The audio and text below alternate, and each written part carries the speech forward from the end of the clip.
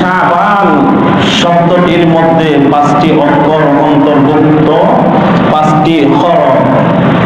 এই 5টি হরফের এক একটি ওয়ার্ড বের করেছেন ফুকাহায়ে কেরাম। শাবানের প্রথম শব্দ হচ্ছে শিন। এই শিন দিয়ে যেই ওয়ার্ডটি এনেছেন, যেই শব্দটি এনেছেন, শিন দিয়ে হচ্ছে শারফুন, যার অর্থ হচ্ছে সম্মান। সুবহানাল্লাহ।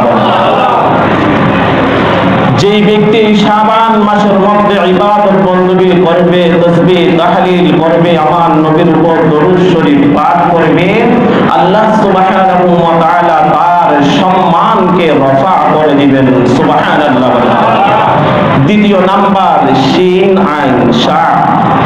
দ্বিতীয় নাম্বার হচ্ছে আইন। আইন দিয়ে ফুকাহায়ে কেরাম একটি শব্দ নিয়েছেন, যেই শব্দটি হলো উলুউন।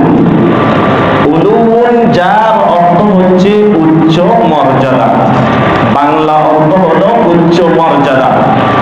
এই শাবান মাসের মধ্যে যারা ইবাদত বندگی করবে, আল্লাহ সুবহানাহু ওয়া তাআলা তার ইজ্জত, সম্মান, মর্যাদাকে উচ্চ স্থানের মধ্যে নিয়ে যাবেন।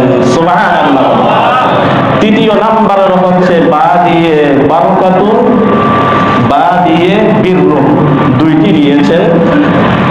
বারাকাতুন মানে আমরা জানি যে কোনো একটি জিয়াফত ফাতিহা শরীফের আয়োজন করলে বলে আজকে আমাদের খাবারের মধ্যে বরকত হয়েছে। তো আল্লাহ বলেন যেই ব্যক্তি এই শাবান মাসের মধ্যে ইবাদত করবে, তাদের রিজিকের মধ্যে বরকত দান করবেন কে? আল্লাহ। বিররুন অর্থ হচ্ছে নেক আমল। আপনাকে যেই মাসগুলো দেওয়া হয়েছে, এই মাসের মধ্যে যদি আপনি ইবাদত না করেন, তাহলে আপনার কপালটাই খারাপ। চতুর্থ নাম্বারের শব্দ হচ্ছে আলিফ। সেই আলিফ দিয়ে উলফাতুন। যদি মহাব্বত, যদি নবীর মহাব্বত যদি আপনি রাখতে চান, তাহলে নবীর কথাই কি করতে হবে?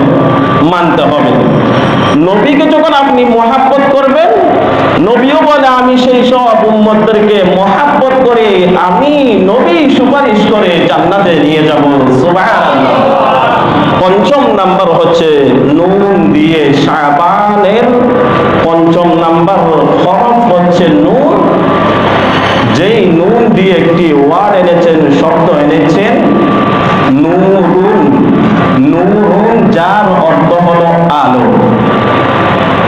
যে ব্যক্তি শাবান মাসের মধ্যে ইবাদত করবে, কোরআন তেলাওয়াত করবে, তাসবিহ তাহলিল বেশি বেশি আদায় করবে, আল্লাহ সুবহানাহু ওয়া তাআলা তার কলবকে, অন্ধকার কলবকে আলোকিত করে তাকে হেদায়েত নসিব করে দিবেন। সুবহানাল্লাহ।